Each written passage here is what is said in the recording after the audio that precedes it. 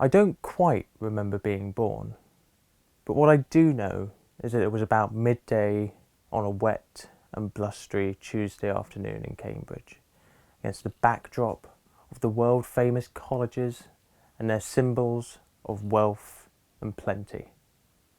I was taken home, carefully and lovingly attended to, day after day, fed, dressed, content with the state of my own existence. I knew nothing else. Days and weeks turned to months and years. Nursery turned to school, school turned to college, and college turned to university. In my periphery, a background of warmth, affection and love had guided me every step of the way.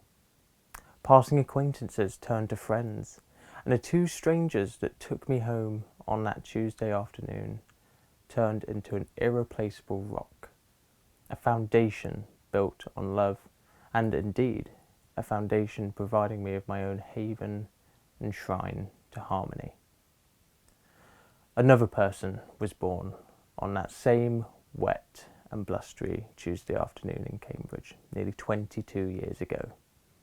They too were taken home, but his story unfolded somewhat differently. The necessity for food is not one merely of a biological nature, not one merely for the purpose of survival.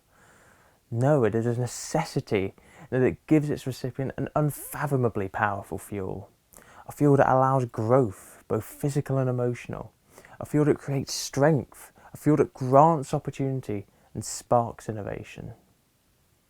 So it is then that a society built on the guarantee of food as an inalienable human right is one inevitably with a vital brick in the foundation of global harmony. Food wars needn't be, for we as a species are capable of feeding every single mouth on this plentiful and generous earth. But we choose not to.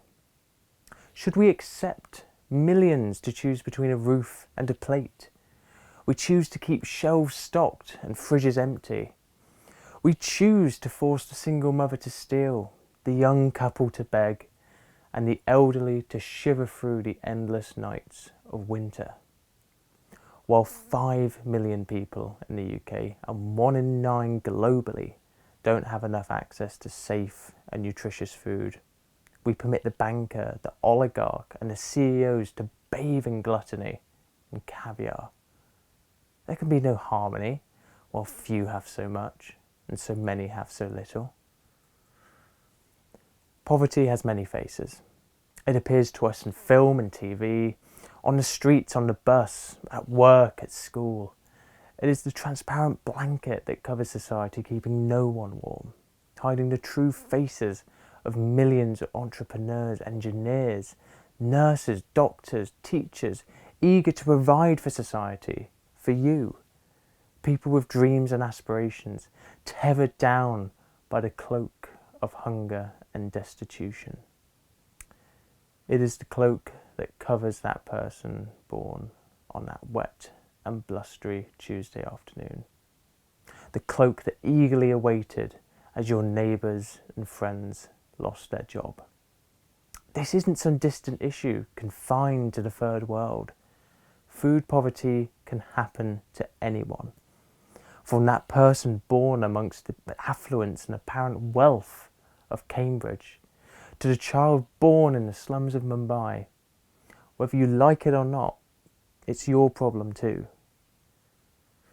When considering this stark, dark reality, Carl Sagan comes to mind, one of the great astronomers and thinkers of his time. Referring to the fragility of our planet in the vast cosmic dark, he said this: "We are the custodians of life's meaning. If we crave some cosmic purpose, then let us find ourselves a worthy goal. Only when we bravely embrace this hard reality that faces so many of us and look to actively fix it, can we unhinge the tethers of the blanket of hunger. Only when we kick out of power those who pursue personal gain over the people's interest can we see the necessary resource distribution to those who need it the most. Only then can we start to heal the scars plaguing society as a whole. Only then can we create some semblance of harmony. So, what action will you take to help eliminate food poverty?